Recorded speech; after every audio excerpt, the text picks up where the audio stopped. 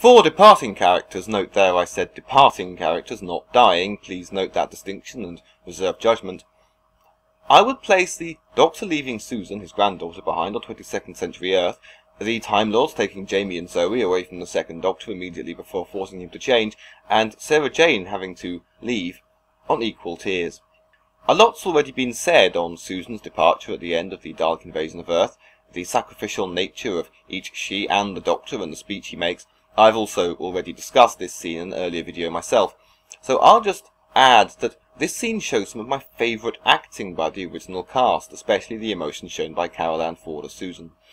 What makes the War Games so sad, apart from how prolonged the Second Doctor's swan song seemed to be, and that it is consciously forced on him by his own people as part of a punishment, is how Jamie and Zoe are taken from him, and also have their memories of travel with him erased.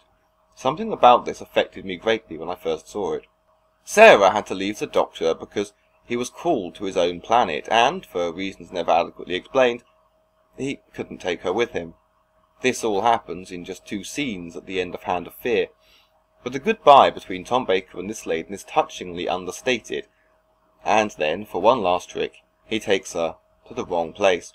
20 years later we would discover that while Sarah lived in Croydon, he in fact had left her in Aberdeen.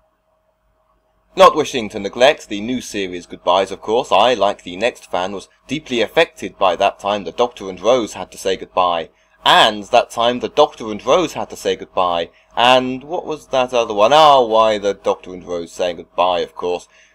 To this very day I am deeply, deeply haunted by the knowledge we shall never, ever, ever see that character again this November. In all seriousness, the new series companion departure I found most moving is Angels Take Manhattan. Amy and Rory may have their detractors, mainly Amy, but I loved that whole 3-year story arc. We first met Amy as a child, we saw her and Rory as childhood sweethearts, and through their courting, engagement, thick and thin, and were even at the wedding.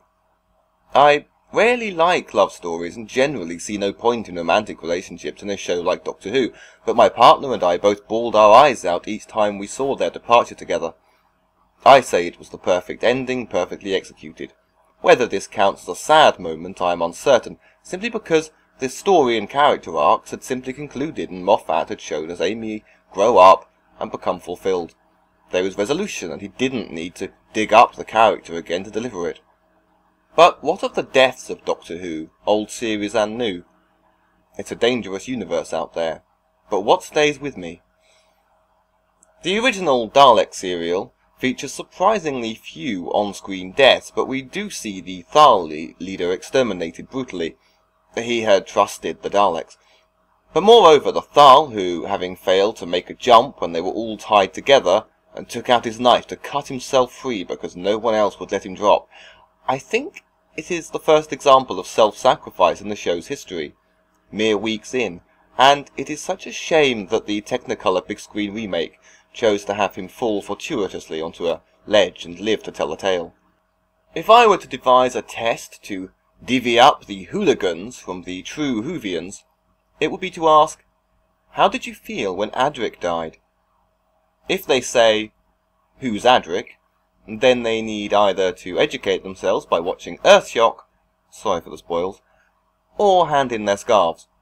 Granted, he was not loved by all, but this was a true moment in Doctor Who history, and it was surely unthinkable to kill off a long-running character.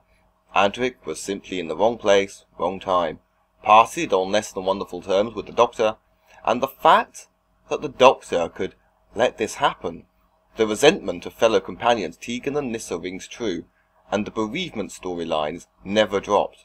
It is even one of the reasons for Tegan to give up on her travels with the Doctor. It is never forgotten, so that the Fifth Doctor's final vision is that of Adric, and his name is the last thing he calls out with his dying breath, having just sacrificed himself for a new companion, Peria, woman he at this point barely knows. The end credits of Earthshock are the only time in the show's history when the credits ran over total silence. A stunned audience would never forget. In the new series, there are 2 death scenes that, for me at least, win hands down. Mr. Shipton's demise in Blink, there is just such a perfect beauty to the moment, and so many poetic lines from "It's the Same Rain" onwards. And I must say, at number 1 for the new series when it comes to death and sacrifice, the death of John Smith. The end of Family of Blood is one of the most powerful climaxes in the show's history, written and acted flawlessly. The Doctor chose to change. John Smith chose to die. I don't want to talk about this episode too much. I think we should all just go and watch it again. Until next time, Al.